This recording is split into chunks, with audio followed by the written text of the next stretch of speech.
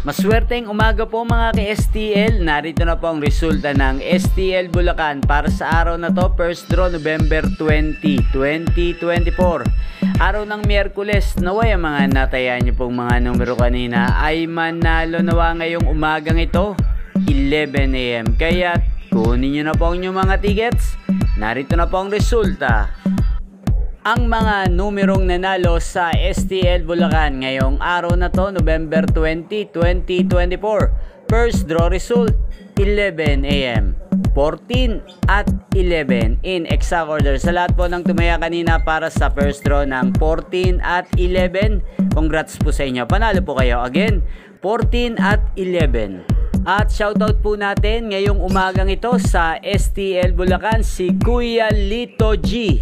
Kuya Lito G, shoutout po sa iyo. Naway swertihin po kayo ngayong araw na to sa STL Bulacan. Naway manalo po ang inyong mga tinatayang mga numero.